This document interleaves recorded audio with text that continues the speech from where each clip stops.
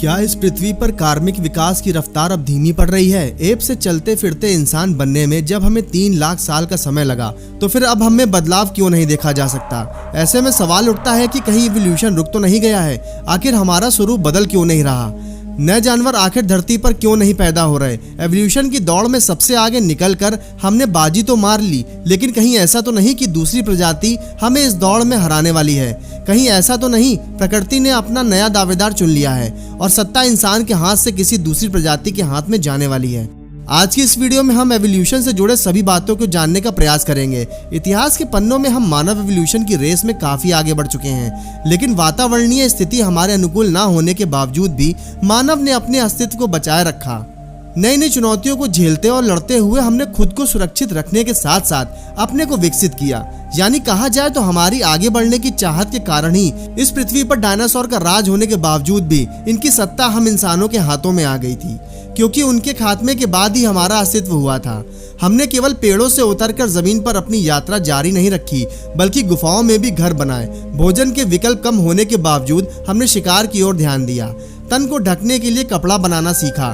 कहने का मतलब है कि जब बाकी जानवर अपने आप को इन परिस्थितियों में डालने में व्यस्त रहे, तब भी हम खुद को और अपनी परिस्थितियों को बदलने में लगे हुए थे।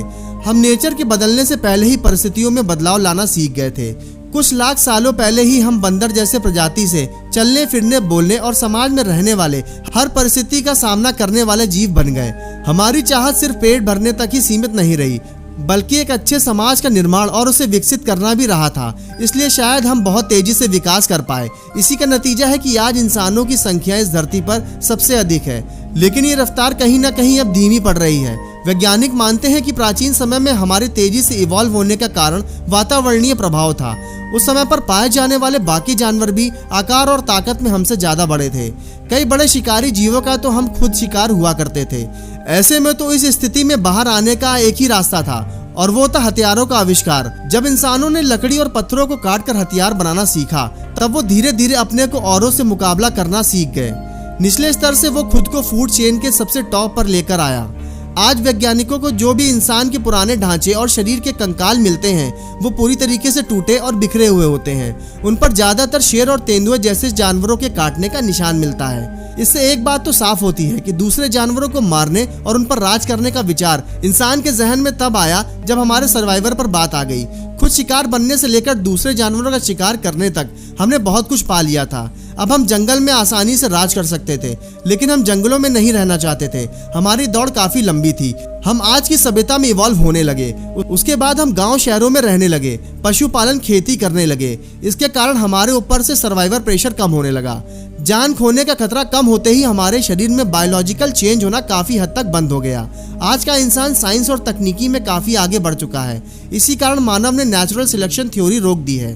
पूर्वजों से कॉपी होते हुए हमारे जीन्स में चेंजेस इसलिए भी खत्म हो गए क्योंकि एक ही मानव जाति जैसी जनसंख्या धरती पर राज कर रही है। जंगली जानवरों में आज भी सर्वाइवल की लड़ाई जारी है, जबकि इंसान आज उस स्थिति में काफी आगे बढ़ चुका है।